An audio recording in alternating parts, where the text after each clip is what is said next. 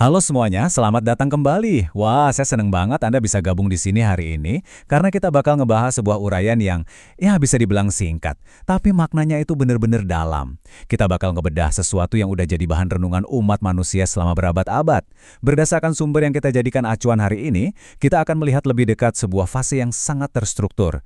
Bisa dibilang, ini adalah ujian paling pamungkas yang bakal kita semua hadapi. Jadi ini bukan sekedar konsep abstrak yang ngawang-ngawang ya, ini benar-benar sebuah fase yang jelas. Oke, langsung aja kita mulai pembahasannya.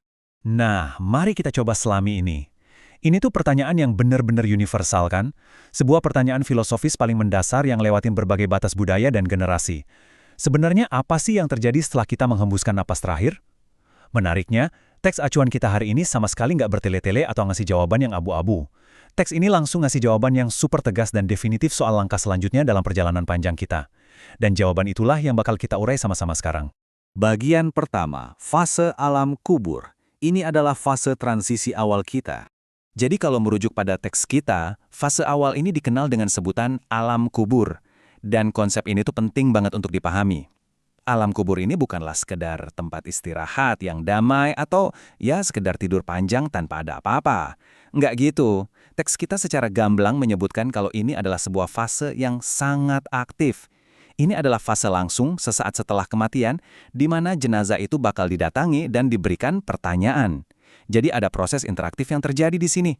Kita nggak cuma diam istirahat, tapi kita benar-benar sedang diuji.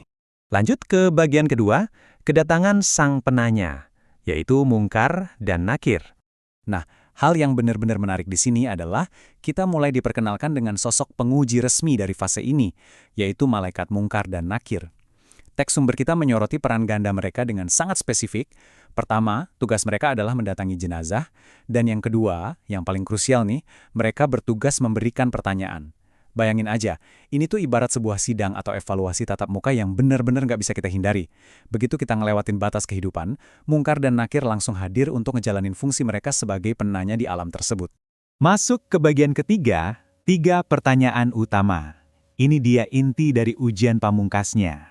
Nah, poin krusialnya adalah kita harus benar-benar transparan soal dari mana detail pertanyaan ini berasal, sesuai dengan panduan teks acuan kita. Ada satu catatan penting banget nih di sini. Teks awal kita memang menyatakan kalau Mungkar dan Nakir datang untuk memberikan pertanyaan, tapi teks awal itu sendiri sebenarnya nggak merinci daftar pertanyaan spesifiknya. Terus, dari mana dong kita tahu? Sumber kita ngejelasin kalau rincian 3 pertanyaan spesifik ini diambil dari ajaran Islam secara umum yang melengkapi teks awalnya. Pemisahan informasi ini penting banget biar uraian kita tetap akurat dan objektif. Terus kira-kira apa aja sih persisnya 3 pertanyaan dari ajaran tersebut? Pertanyaan pertama yang bakal diajukan adalah, Man Robbuka, siapa Tuhanmu? Coba deh, rasakan bobot dari pertanyaan ini. Ini bukan lagi soal seberapa banyak harta yang berhasil Anda kumpulin di dunia, atau gelar mentereng apa yang Anda punya. Sama sekali bukan. Ini adalah pertanyaan yang mengupas tuntas sampai ke inti terdalam fondasi keberadaan kita. Kepada siapa Anda mengabdi, dan siapa yang benar-benar Anda akui sebagai pencipta Anda selama hidup di dunia. Terus mari kita lanjut dan lihat gimana evaluasi ini makin mengerucut di pertanyaan kedua. Ma dinuka, apa agamamu? Kalau pertanyaan pertama tadi fokusnya ke entitas tertinggi yang disembah, nah pertanyaan kedua ini lebih ke mengevaluasi sistemnya, jalan hidupnya atau panduan apa sih yang Anda pilih selama di dunia. Ini benar-benar ngebahas soal kerangka moral dan spiritual yang memandu setiap tindakan Anda sehari-hari. Semacam kompas hidup Anda tuh arahnya kemana? Dan ini dengan sangat cemerlang membawa kita ke pertanyaan ketiga, sekaligus yang terakhir. Man nabiyuka, siapa nabimu? 3 pertanyaan ini benar-benar luar biasa ringkas, tapi sukses ngerangkum keseluruhan sistem kepercayaan seseorang.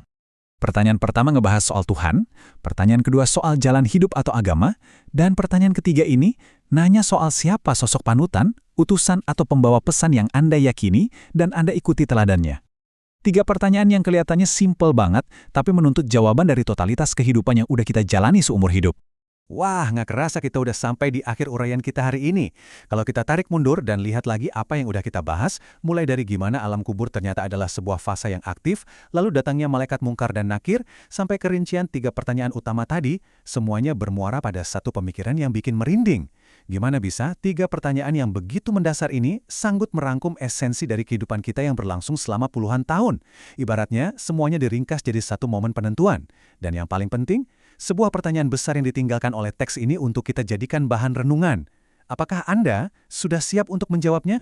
Terima kasih banyak udah nemenin saya menelusuri uraian yang luar biasa ini.